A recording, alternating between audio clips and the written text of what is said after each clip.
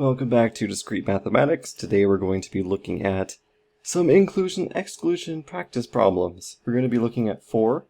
We're going to be looking at 1 involving integer solutions, 1 involving arrangements of letters. We're going to look at a word problem where we shelve items, and we'll do another divisibility question. Of course, you can do these all prior to me doing them and check your solutions with me as we go along, but if you're just seeing this for the first time, it's probably good to watch me do the first 3 and then attempt the last one on your own to make sure you get what's going on. So, first question. How many solutions are there to x1 plus x2 plus x3 is equal to 17, where all of our xi's have to be less than or equal to 7? So this is different. Before, when we have, say, 2 has to be less than our numbers, then we can just substitute and we can figure it out. But here we're putting an upper limit, so we need to do something a little bit different. So what we want really is we want to have the negation of 3 different conditions to solve this problem. So what we're going to do for our conditions is we're going to say for all of our conditions here, we're going to have xi is greater than or equal to 8. Because if this is not the case, then not ci is going to be xi less than 8, which is the same thing as saying xi is less than or equal to 7. So we're basically going to do the reverse condition in order to get what we want for inclusion-exclusion. So we should know that this is equal to n minus n of c1 plus n of c2 plus n of c3, and then we add back all of the pairs, so plus n c1 c2 plus n c1 c3 plus n c2 c3, and then at the end here we just want to subtract the final condition where it's all of them, so c1 c2 c3. Okay, well, sometimes it takes a little bit of work to figure things out. I mean, there's a lot of different calculations, so if you're not good at counting, you're going to have problems here. So the total amount of solutions we have is just x1 plus x2 plus x3 is equal to 17. We know from counting that this is equal to 19 choose 17. This is combinations with repetitions. There are 17 items we're counting. There are 3 bins, so we take 3 plus 17 minus 1, choose 17. So that's how we get the total amount. Now, n of c1, we have the condition where x1 has to be less than or equal to 7. Or, sorry, x1 has to be greater than or equal to 8. So I'm going to write out this first one here. So we have x1 plus x2 plus x3 is equal to 17. And we have x1 has to be greater than 8. So what we can do is we can substitute this, and we can say that x1 prime plus x2 plus x3 is equal to 17 minus 8, and we'll have x1 prime has to be greater than 0.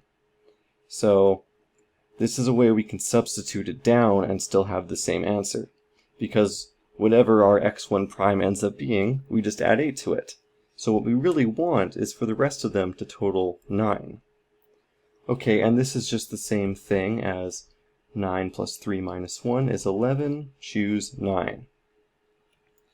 So because of our conditions, all the conditions are the same, so we know that n of c2 must be the same thing, 11 choose 9, and n of c3 must also be 11 choose 9. So instead, because all the conditions are the same, we can generalize it a bit. Or we can say that n of ci is equal to, well, we have 3 different conditions. You just pick one of them, and that'll be 11 choose 9. So you just take 3. There are 3 ways to choose the ith condition, and each condition is 11 choose 9. Okay, so what about n of C1, C2? Well, here we have the case where x1 plus x2 plus x3 is equal to 17, but x1 has to be greater than or equal to 8, and x2 has to be greater than or equal to 8. So we're going to make some substitutions. x1 prime plus x2 prime plus x3 is equal to 17 minus 8 minus 8. So this is the same thing as 1. Same reasoning as before. So now this is going to be equal to 3 plus 1 minus 1 is 3. Choose 1. Okay. But just like the previous case, because all the conditions are the same, we know that n of C1, C2, or sorry, n of C1, C3 is also going to be 3 choose 1, and n of C2, C3 is also going to be 3 choose 1. So once again, we can generalize and say that n of Ci, Cj is just going to be equal to, well, now we choose 2 conditions out of the 3, and each of those is just 3 choose 1. So we can do that. Now, for n of C1, C2, C3, is it possible to have all the x's greater than 8? No, it's not possible, because then we'd have x1 plus x2 plus x3 has to be at least 24, and that can't happen. So there's 0 ways for all 3 of these conditions to be met. Okay, so now that we have our numbers here, I'm going to introduce some notation I'm going to use. So what we have here is we take n, we're going to relabel this as S0. So this is the number of elements satisfying 0 of the conditions. Then we have this big block of n of C1 plus C2 plus C3. This is the same thing as our n of Ci here. We're going to label this as S1 for the number of conditions satisfying x1. Similarly for the C1, C2, C1, C3, and C2, C3, we're going to label this as S2 for the number of conditions, or the number of elements satisfying 2 conditions. And of course, for this last one, you can probably guess we're going to call this K. I'm just kidding. We're going to call this S3, just to be consistent. So this will be S3, and now we can write this a little bit nicer.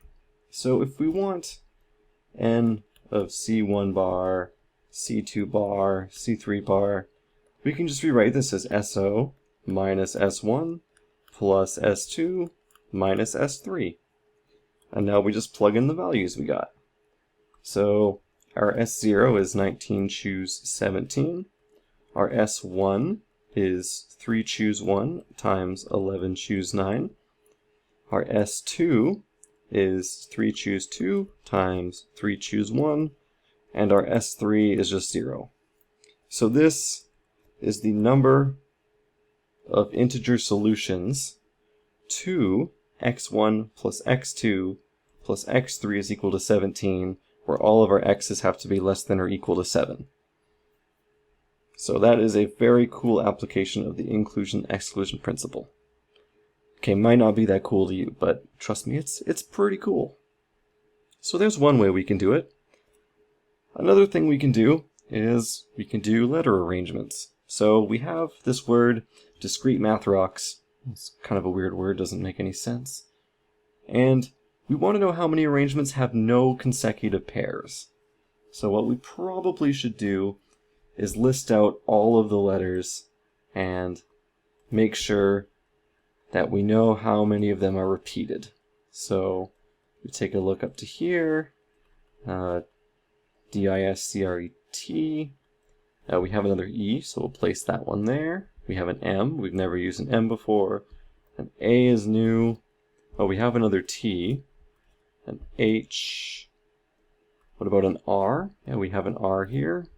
An O. Okay, an O is new. Okay, we've had a C before. K is new. And what about an S? Okay. So why do we do this? We need to know which or how many of each letter there are, so that way we don't count them as two different scenarios. Because if you remember, if we have the word SOS and SOS, these might be different S's, but they still count as the same word, so we don't want to count those twice.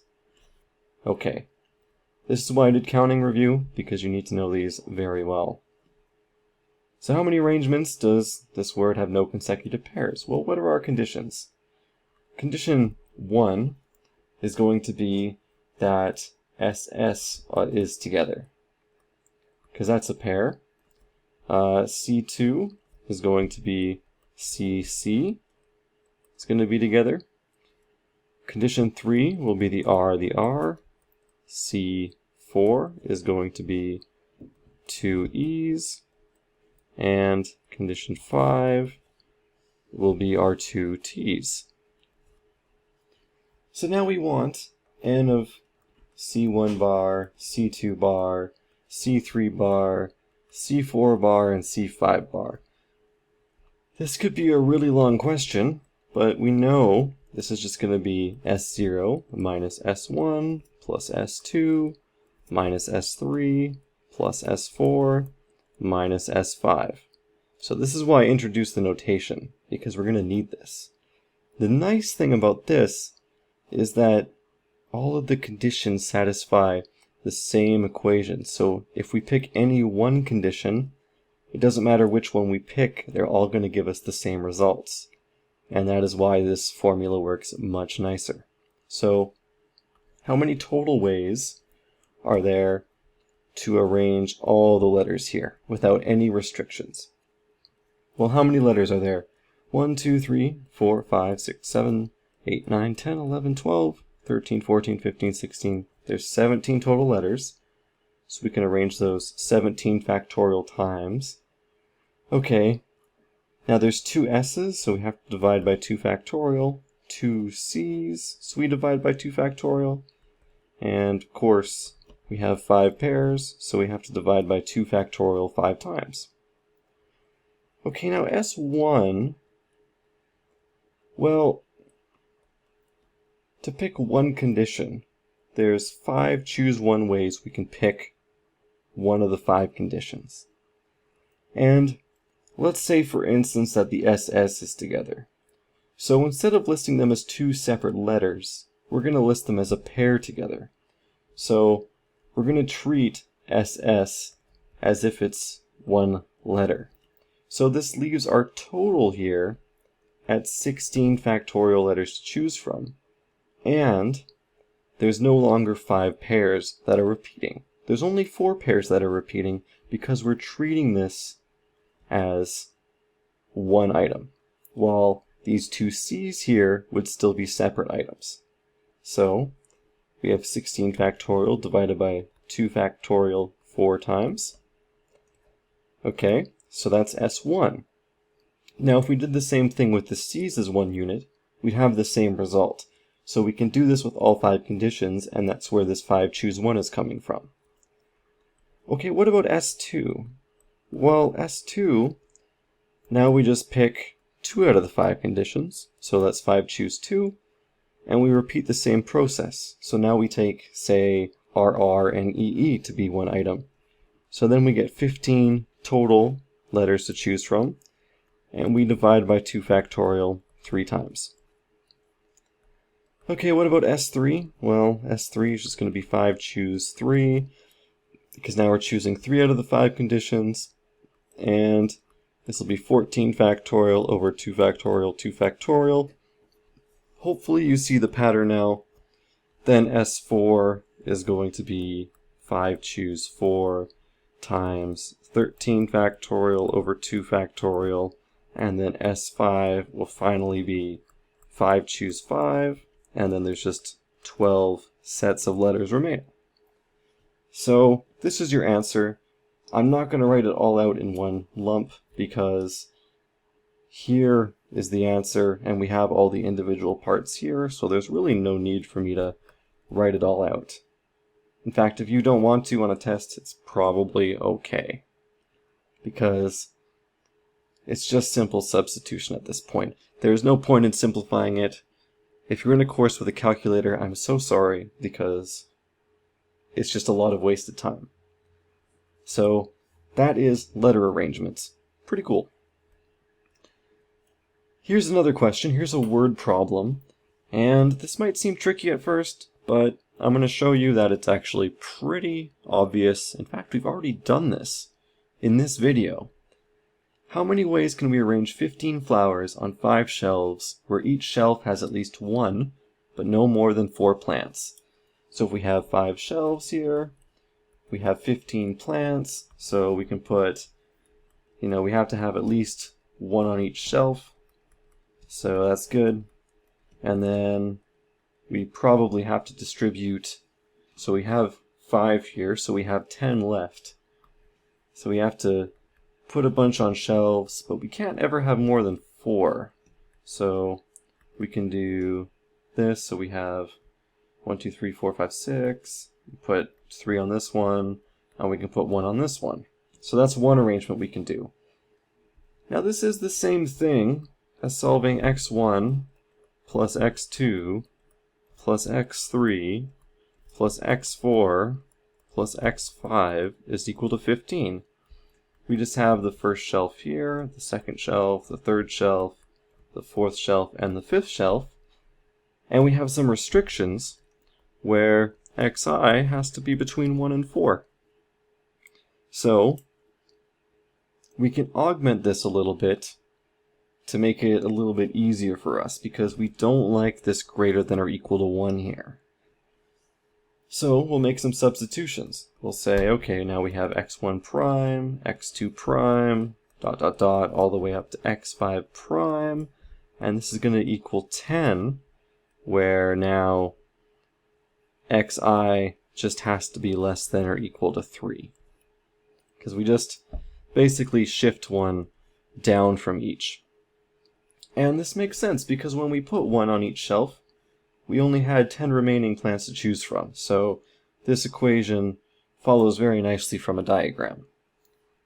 Okay, well, you remember what we did before, right? Try to solve the rest of this on your own. But if not, you can follow along here. Well, Ci is going to be xi is greater than or equal to 4. That's going to be our conditions. So that means that, well, if we want not C1, C2, C3, I really don't know why this does this on the laptop sometimes. Okay, then we want C4 bar, C5 bar. Well, again, we know this is the same thing as S0 minus S1 plus S2 minus S3 plus S4 minus S5. So, it takes a lot of time. Okay, let's do this step by step. So, S0 is just the total number of solutions there are to this equation. So this will be 14 choose 10 for the same reason as before. We pick 10 items. There are 5 bins, so we need 4 dividers, so that's 10 plus 4 is 14. Choose 10. Okay. S1, well, we have to choose 1 out of the 5 conditions. So 5 choose 1. And now we have xi is greater than or equal to 4. So we're going to have to make another substitution here. If you follow the same reasoning as before, I'm only going to write this one out once.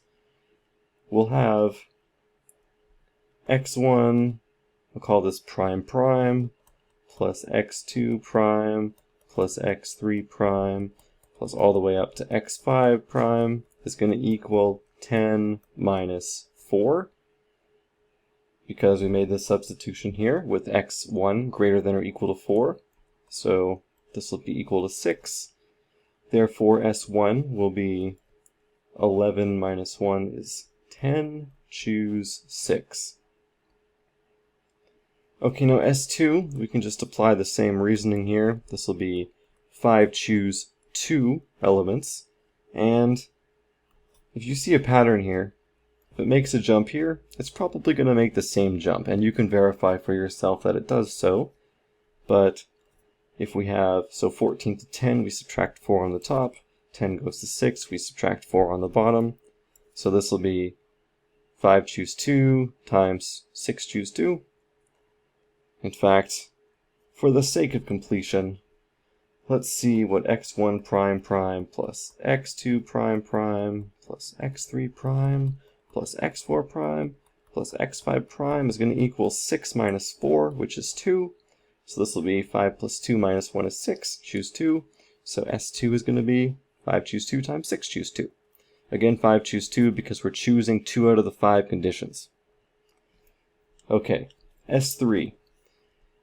Well, if you've been paying attention, you should know that S3 is not possible, because if we subtract another 4, then this has to equal negative 2, and that can't happen. We can't have positive integers equaling negative 2, so S3 is going to be 0, which means that S4 should be 0 and S5 should be 0.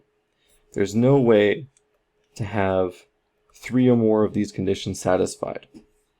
So our result is going to be 14 choose 10 minus 5 choose 1 times 10 choose 6 plus 5 choose 2 times 6 choose 2.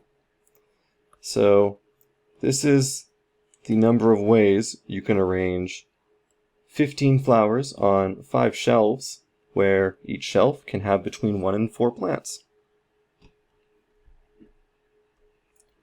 So that is that question. So if you have a word problem, a good trick is to change it to an equation with conditions, and you can solve it as such. Now here's a question we've already done, sort of. I've changed the numbers a little bit, so do try this yourself. Hopefully it's not too bad. But how many integers less than 75 are not divisible by 3, 5, or 7? So we want condition 1. We want a number n. I guess we'll do this way. C1 will have 3 divides n. C2 is going to be 5 divides n. And C3 is going to be 7 divides n. Okay, well, we want n of C1, C2, C3, each with bars. So, how many elements do we have total? Well, we have 75 total. Then we're going to subtract, well, how many elements divide or are divisible by 3? Well, that's going to be the floor of 75 divided by 3. Then how many elements are divisible by 5? Well, that's going to be the floor of 75 over 5. Divisible by 7 is going to be 75 over 7. Okay. Then we add back all the pairs. So divisible by 3 and 5 is going to be 75 over 3 times 5. Take the floor of that. Then we have divisible by 3 and 7. So that'll be 3 times 7. Then we want divisible by 5 or 7. So that's 75 divided by 5 times 7. And then, of course, we add back all the numbers that are divisible by all 3. So that'll be the floor of 75 over 3 times 5 times 7. So this is our answer, but again, we can simplify it a little bit. If you want a full explanation for this question, check out the previous video. So we have 75 minus, so 75 divided by 3 is going to be 25. Then we're going to subtract 75 divided by 5, which is 15. 75 divided by 7 is going to be 10.7271, but it's still going to be about 10 because we take the floor. Oh, that should be a subtraction sign. Then we're going to add back 75 divided by 15, which is 5. Add back 75 divided by 21, which is going to be 3 and a bit. So we add back 3. 75 divided by 35 is 2. And then we should be subtracting this last one. We'll subtract 75 divided by 105, which is just clearly 0. Okay, so this is going to be 75 minus 50 plus 10, which is just equal to 35. So there are 35 numbers, less than 75, that are not divisible by 3, 5, or 7.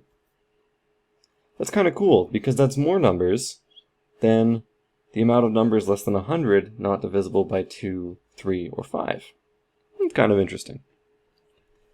So that was some inclusion-exclusion practice. If you have any questions, please leave them in the comments below. I will be happy to type a response, or if the demand is great enough, make a new video. If you have any more practice questions related to this that you're not quite sure how to do, it's also a great place to post them.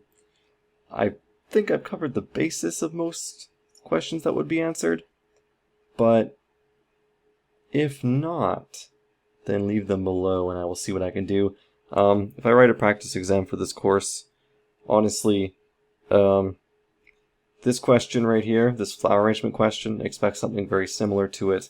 In fact, for an exam, this is a very good question for inclusion-exclusion on an exam, because it requires you to abstract it to this level here, to this equation, and then solve it.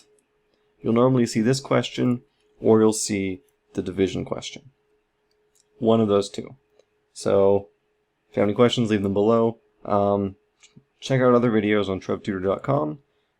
And of course, you can share it with your friends, and that'd be awesome. So, next time we'll be doing some more cool stuff with inclusion-exclusion. We'll be looking at these two concepts. We'll be looking at exactly, and we'll be looking at least. Because we have conditions, so we should be able to say at least, right? At least 4 conditions, exactly 3 conditions. So we'll check that out.